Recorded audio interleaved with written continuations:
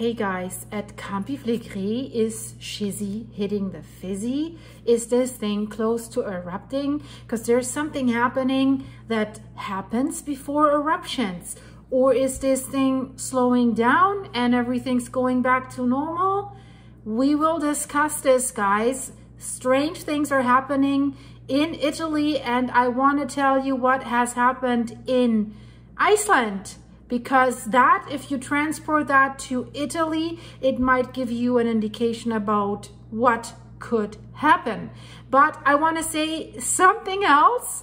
You know, it is quite cool. If you watch one of your regular YouTube channels that you watch every day on a daily basis, and then all of a sudden they show the women with the fridge, the woman with the fridge. And I'm like, Clayton from Redacted, that was cool. It was really great. So thanks for watching. I'm watching YouTube, been watching you for a long time. So that was a surprise and I loved it. I have to say that. So hi to you guys there.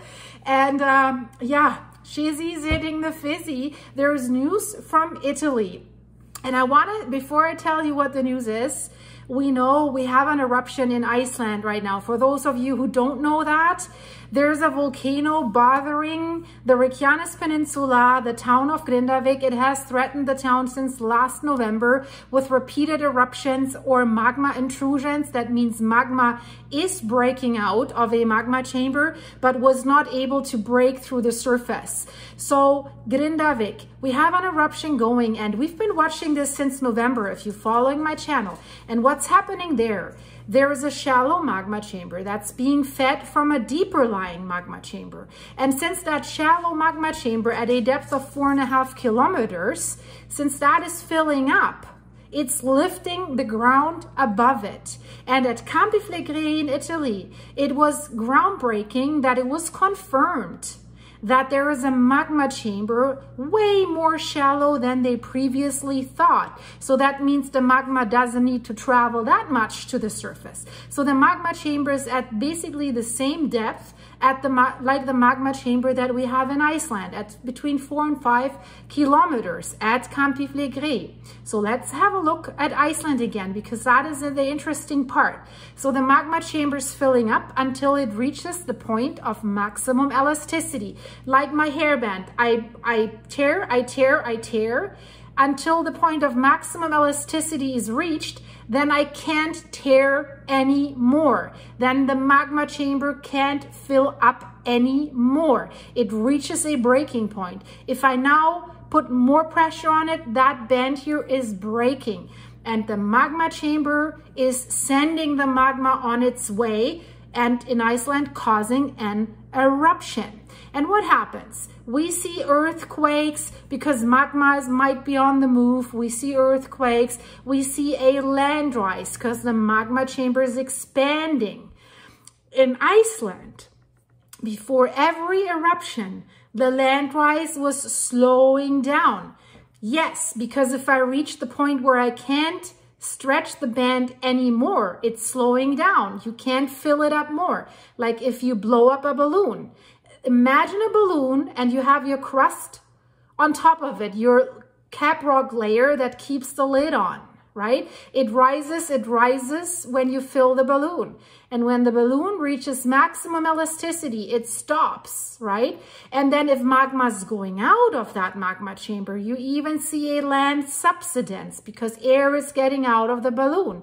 So the magma might cause an intrusion. It might grind through rocks without erupting, or it might erupt. So now let's look at Campi Flegrei. We've had earthquake swarms now for weeks, basically continuously. When I released my last video, I was talking about, yeah, it seems now it has stopped for 3 days, and I released the video and poof, it started again. So we had another few days with earthquake swarms. Today, it's been quiet. You see the list behind me. So that's what has happened the last few days. And now, all over a sudden, there is some news from scientists in Italy that I just read, and I was a little bit scratching my head about this. So the headline is, Campi Flegrei, the burning fields, translated. The bradyseism slows down. That means the land rise slows down. It's still rising, but it slows down. I can stretch that band, but when it reaches the point of maximum elasticity, it's slowing down. I can go fast here, but then I have to slow down. So reduced ground uplift, maybe even a subsidence, maybe it's even subsiding, and fewer earthquakes.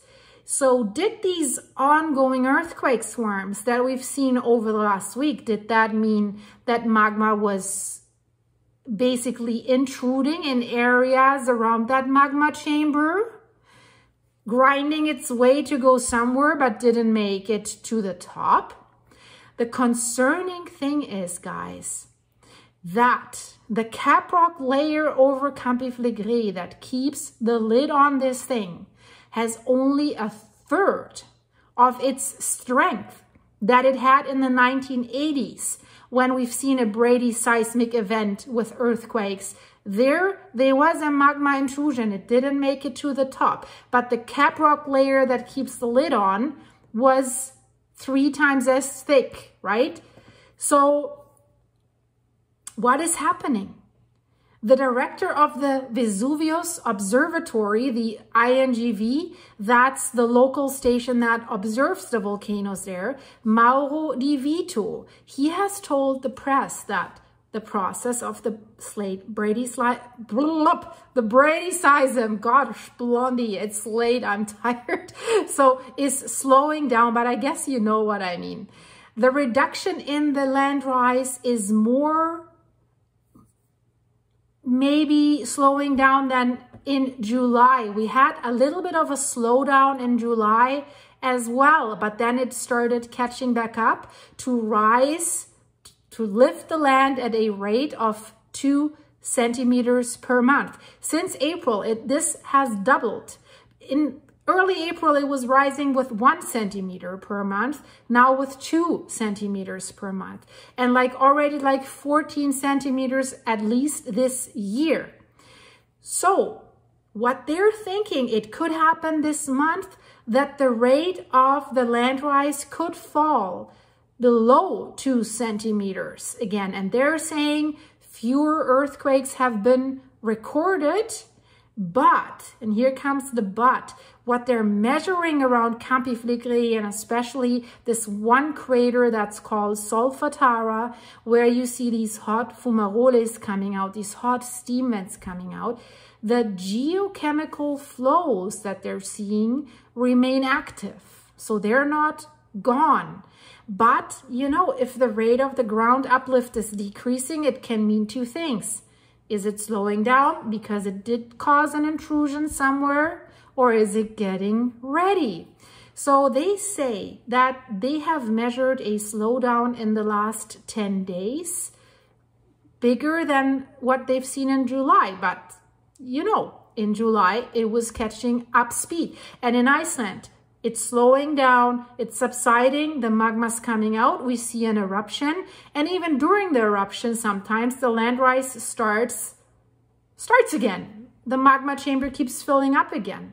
So we have to wait a few days, maybe a few weeks, until they have more data, what's going on here. But they're also saying there is this little bit of a subsidence, but only some measuring stations that they have shown this subsidence. So it's not confirmed that this is real. We've seen this in Iceland sometimes. Weather, rain, storms, winds, they can affect these measuring stations. So, but they're saying, well, if we look at the whole thing and if we combine it with the lower number of earthquakes, they say last week only 34 events. They say it is indicating a slowdown in the process. But what they're saying is, and that's always the case, right? They don't really know much. We can't say anything about the extent and the duration of this yet. It might catch up again.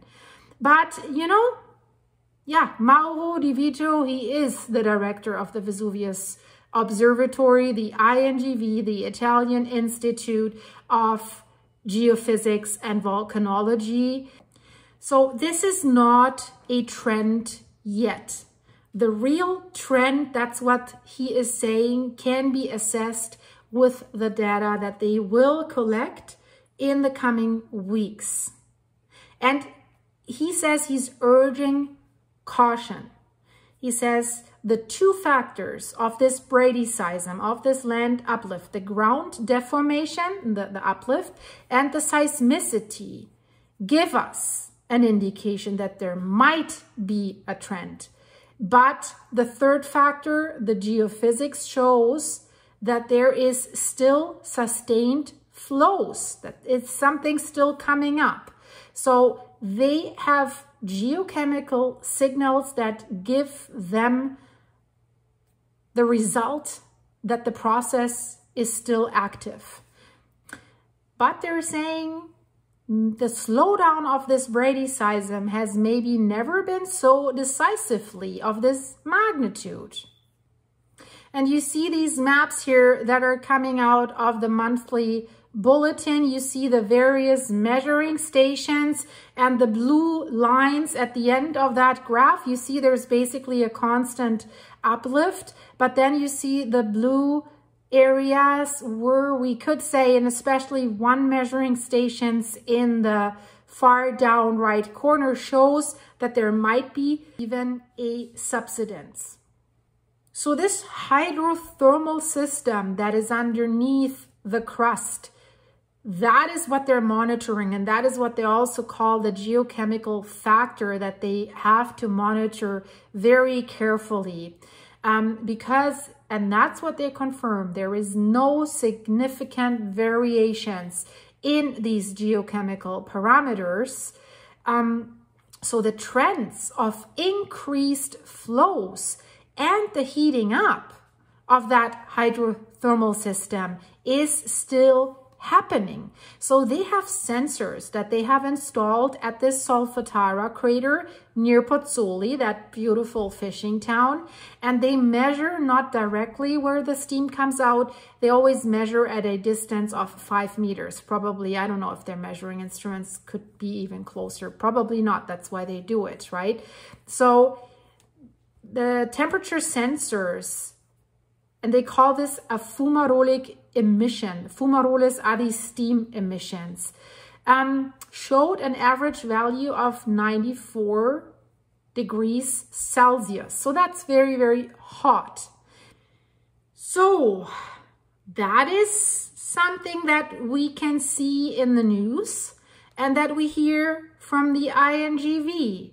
But is there room for interpretation? In my opinion, yes. And that's why I have given you the comparison with Iceland, because in my opinion, the slowdown in this ground uplift at Campi Flegrei could potentially be a double-edged sword. So on the one hand, it might indicate a reduction in the intensity of the underlying volcanic process that is happening there, which would generally be seen as a positive development. That's absolutely for sure. However, guys, it is also possible that this reduction could signal a different stage of the volcanic activity. It did signal this in Iceland multiple times. Yes, you can compare the types of volcanoes that we're dealing with here, but still it is a sign, right? So it might, what's happening there right now, might not necessarily be safer. And you know, if you ask my gut feeling, I don't think this is ending. I really don't think. So if we look at volcanic systems like the one that we have here at Campi Flegrei, ground uplift can be caused by various factors. It's often caused by the accumulation of magma, of course, or volcanic gases beneath the surface. So a slowdown in this uplift could suggest that the system is reaching a point where the pressures are stabilizing, potentially reducing the immediate risk of an eruption.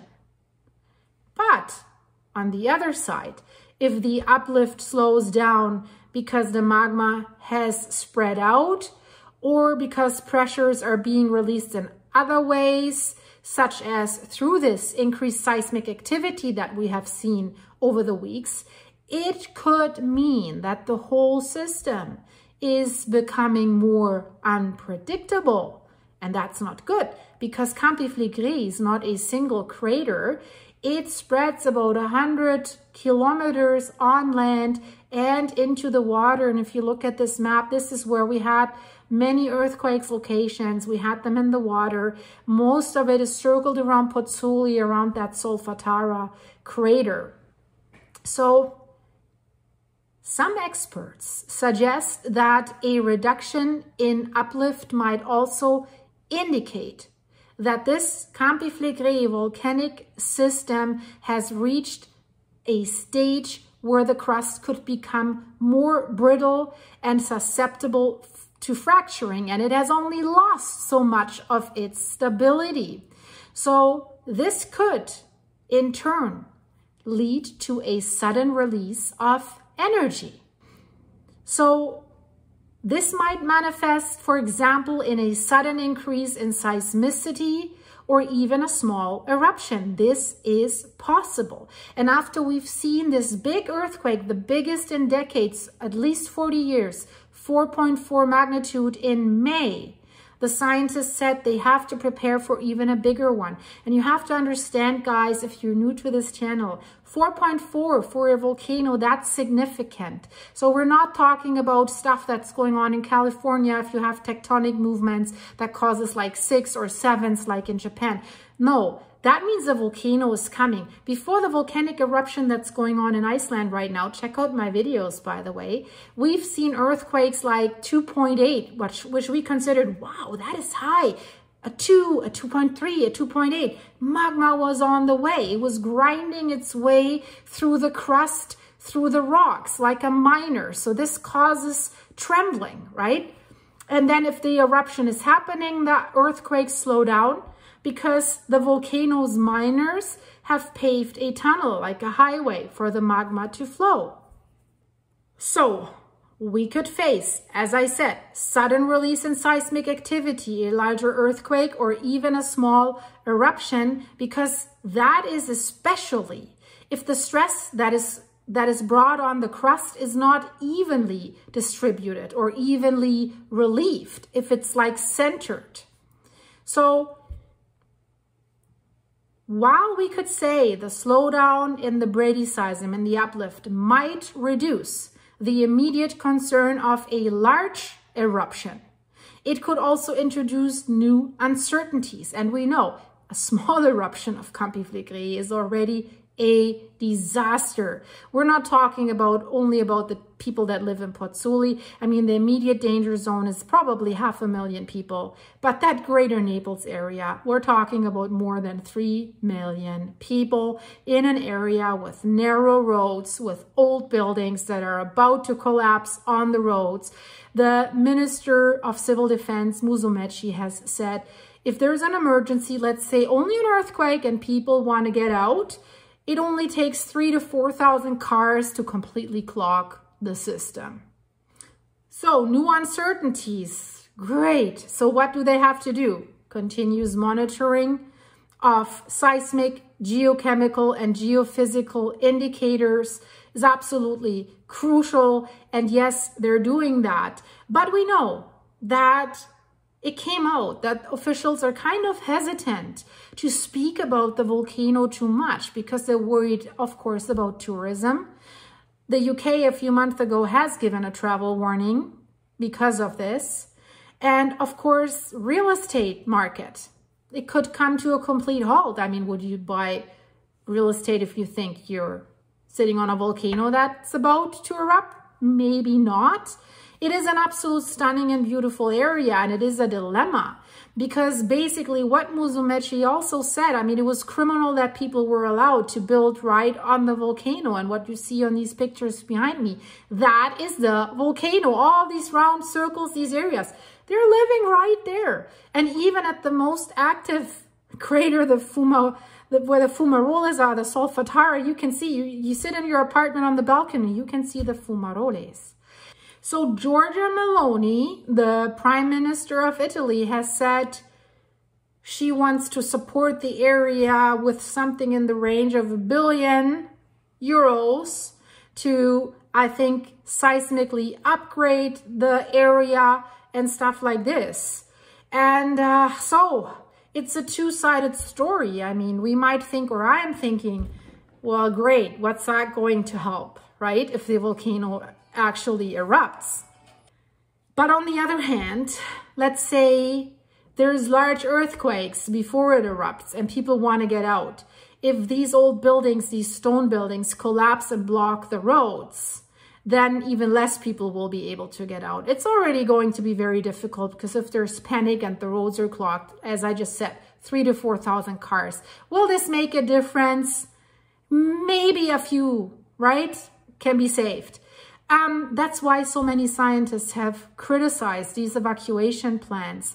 Scientists that have been watching Campi Flegrei for decades.